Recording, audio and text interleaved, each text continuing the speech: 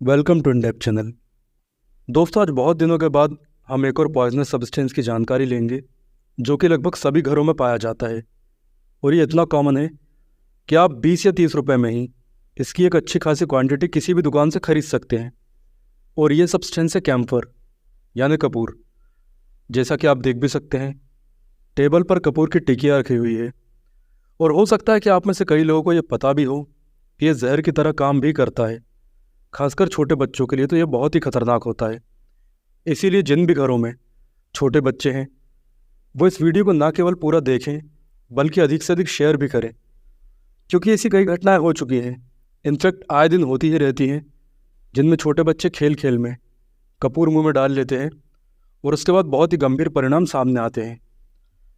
तो दोस्तों, आगे बढ़ने से पहले मैं आपको बताना चाहूँगा कि ये वीडियो भी हमारी natural and synthetic poison series का एक और वीडियो है। इस सीरीज़ में हम दुनिया भर में, खासकर भारत में पाए जाने वाले सभी तरह के प्राकृतिक और कृत्रिम यानी इंसानों द्वारा बनाए जाने वाले जहर और जहरीले पदार्थों का साइंटिफिक एनालिसिस करते हैं। यदि आप इस सीरीज़ के और वीडियोस देखना चाहते हैं तो इस वीडियो की एंड स्क्रीन पर मैंने प्लेलिस्ट लगा दी है। आप सिंपली उस पर टैप करें और इसके बाद आप सभी वीडियोस देख सकते हैं। तो हम बात कर रहे थे कैम्फर पॉइजनिंग यानी कपूर के जहर के बारे में। इससे पहले हम कपूर का एक छोटा सा इंट्रोडक्शन ले लेते हैं ताकि वीडियो को अच्छी तरह समझने में आसानी हो।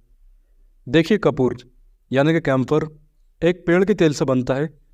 उस पेड़ को भी हम कैम्फर यानी कि कपूर का पेड़ ही कहते हैं। इसका साइंटिफिक नाम होता है सिनेमोमम कैम्फोरा। और इस तेल की खास बात यह होती है कि इसकी खुशबू बहुत ही अच्छी होती है, ठंडक भरी। इसके अलावा इसके कई तरह के औषधीय गुण भी होते हैं, जैसे कि दर्द दूर करने वाले जितने भी तरह के बाम मार्केट में आते हैं उनमें ये मिलाया ही जाता है। और ये शरीर में खुजली से भी राहत देता है और कई बार एंटीसेप्टिक एजेंट की तरह काम भी करता है। इसके अलावा स्किन इरिटेशन में अच्छा काम करता है, सिर दर्द से राहत देता है, ये तो आप जानते ही हैं। और आपने विक्स वेपोरब और बाम या फिर कई तरह के लिनीमेंट्स भी देखे होंगे, तो इनमें कपूर या फिर कैम्फर ऑयल एक एसेंशियल पार्ट की तरह होता है। अब बात आती है कि कपूर की टिकिया को किस तरह बनाया जाता है। तो देखिए, इसकी प्रोसेस बहुत ही सिंपल है। जो भी कपूर की टिकिया का, कपूर की गोलियों का व्यापार करते हैं, सबसे पहले वो कैम्फर पाउडर मंगवाते हैं।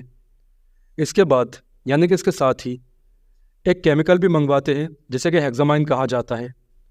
फिर कैम्फर पाउडर और हेक्सामाइन को मिलाकर एक मशीन में डाल दिया जाता है जो इन दोनों को प्रेस करती है यानी कि दबाती है और टिकिया या फिर गोली का आकार दे देती है। इसके बाद इन गोलियों को पैक किया जाता है और मार्केट में भेजा जाता है, जहाँ से होलसेलर और रिटेलर इन्हें लेते हैं और इसके बाद इन दुकानों से यह आसानी से हमारे घरों में भी पहुँच जाता है। इसके अलावा हम सभी के घरों में और मंदिरों में कपूर से पूजा की जाती है और इसलिए सभी के घरों में होता है, खासकर टिकिया के रूप में, जैसा कि अभी आप देख भी सकते हैं। तो कपूर के बहुत से औषधीय गुण होते हैं, लेकिन साथ ही एक पॉइजन भी है। वयस्क और बच्चे दोनों को इनसे खतरा होता है। कई बार कई लोगों के साथ ऐसी घटनाएं हो चुकी हैं कि जिनमें जाने अनजाने में कैम्फर यानी कि कपूर को खा लिया गया और इसके बाद बड़ी परेशानी पैदा हो गई। तो ऐसे में सावधानी रखना बहुत ही ज़रूरी है और हम सभी को कपूर की पॉइजनिंग की जानकारी भी होनी चाहिए। इसलिए अब मैं आपको इसकी पॉइजनिंग की जानकारी भी देता हूँ। देखिए, यदि कोई वयस्क इसे खा लेता है तो उसे कॉन्स्टिपेशन हो सकता है, लूज मोशन भी हो सकता है, सिर दर्द हो सकता है, हाथ पैर अकड़ सकते हैं, तुरंत सर्दी या जुकाम जैसा भी एहसास हो सकता है। इसके अलावा मुंह भी जल सकता है, यानी कि जैसे ही कपूर की टिकिया रखी मुंह में तो मुंह में जलन का एहसास होगा। लेकिन यदि कोई बच्चा कपूर की टिकिया खा लेता है तो उसे सबसे पहले मितली और उल्टी हो सकती है, बेहोशी और चक्कर भी आ सकते हैं। और कई बार ये देखा भी गया है कि बच्चे की बॉडी में ऐंठन या मरोड़े उठने लगती हैं, मुंह से झाग भी निकलने लगता है और सबसे बड़ी और ख़तरनाक बात कि आंखें ऊपर की तरफ चढ़ जाती हैं, यानी कि अप्रोलिंग ऑफ आई बॉल्स। बच्चों के साथ सबसे बड़ा खतरा यह होता है कि एक तो उनका बॉडी वेट बहुत कम होता है और कैम्फर बहुत ही जल्दी एब्जॉर्ब होने वाला मटेरियल है, यानी कि जैसे ये पेट में जाता है वैसे ही ब्लड में घुलना शुरू हो जाता है। इसलिए ये बच्चों के लिए विशेष रूप से खतरनाक हो जाता है। बच्चों को आप इससे हमेशा दूर रखें और कभी खेल में भी कपूर की गोली उन्हें न दें, क्योंकि बच्चों की आदत होती है कि वो हर चीज़ को सीधे मुंह में डाल लेते हैं। ऐसे में कपूर की गोली उनके एयरवे में फंसकर गले को चोक भी कर सकती है। और जैसा कि मैंने आपको बताया कि यह बहुत ही जल्दी एब्जॉर्ब हो जाता है, इसलिए पेट में जाने से पहले ही यदि ये गोली सांस की नली में फंसी भी हुई है तो भी इसकी कुछ ना कुछ मात्रा तो बॉडी में पहुंच ही जाएगी। इसलिए आप सभी अपने बच्चों का बहुत ही ध्यान रखें। अब बात आती है कि अगर किसी बच्चे या बड़े ने कपूर की टिकिया खा ली है तो इमीडिएटली क्या किया जाए। देखिए, यदि किसी बड़े ने कपूर खा लिया है तो लक्षण आने पर वो अपने आप डॉक्टर के पास चला जाएगा। इसका कारण ये है कि कपूर का जहर वयस्कों पर थोड़ी धीमी गति से असर करता है। इसके अलावा क्योंकि ये बॉडी वेट पर भी निर्भर करता है, इसलिए वयस्कों को अस्पताल पहुंचने का पर्याप्त समय मिल जाता है, लेकिन बच्चों के साथ खतरा बढ़ जाता है।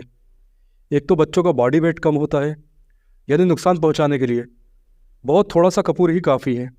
दूसरा, बड़ों की तरह बच्चे उल्टी करके इसे बाहर नहीं निकाल सकते, या अगर ये उनके गले में फंस भी गया है तो खतरा और ज़्यादा बढ़ जाता है। इसलिए यदि किसी बच्चे ने कपूर खा लिया है तो सबसे पहले वो खांसने लगेगा या फिर बेचैन दिखाई देगा। साथ ही आप जल्दी से उसका मुंह भी सूंघें, क्योंकि कपूर की खुशबू अलग ही आती है, आप जानते ही हैं। इसके बाद चेक करें कि कहीं बच्चे के गले में कपूर की टिकिया तो नहीं फंसी हुई है। अगर ऐसा है तो जल्दी से जल्दी उसे निकालने की कोशिश करें। इसके साथ ही तुरंत बच्चे को किसी नज़दीकी हॉस्पिटल या क्लिनिक में ले जाने की व्यवस्था करें, खासकर तब जब बच्चा उल्टी कर रहा हो, या उसकी आंखें ऊपर चढ़ गई हो, या फिर उसके हाथ पे रेठने लगे हों, या उसे दौरे आ रहे हों।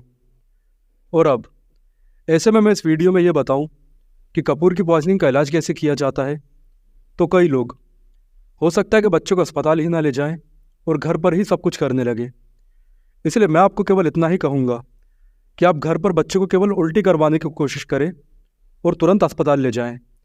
और इसके बाद सबसे ज़रूरी ये है कि उपचार के बाद यदि बच्चा ठीक भी महसूस कर रहा है तब भी उसे कम से कम 72 घंटे यानी कम से कम 3 दिन तक ऑब्जर्वेशन में ही रखें। क्योंकि यदि आप ऐसा सोचने लगे कि इलाज के बाद बच्चा कुछ ही देर में बेहतर महसूस करने लगा तो क्यों ना हम इसे घर ले जाएं, ऐसा करना आपकी गलती हो सकती है। इसलिए आप कम से कम 72 घंटों तक बच्चे को ऑब्जर्वेशन यानी कि अस्पताल में ही रहने दीजिए। हालांकि यदि अस्पताल आपके घर के पास है और आप केवल 10 मिनटों के अंदर ही वहां पहुंच सकते हैं, तब केवल डॉक्टर के कहने पर ही आप बच्चे को घर ले जा सकते हैं, अपने मन से नहीं। और घर पर भी कम से कम 3 दिन तक उसे अच्छी तरह से ऑब्जर्वेशन में रखिए। तो आप इस बात का विशेष ध्यान रखें। इसी के साथ हम इस वीडियो को समाप्त करते हैं। ये वीडियो आपको पसंद आई है या नहीं पसंद आई, ये बात अलग है, लेकिन आप इसे शेयर ज़रूर करें, क्योंकि ये बच्चों की सेफ्टी से जुड़ा हुआ है। And thanks for watching this video.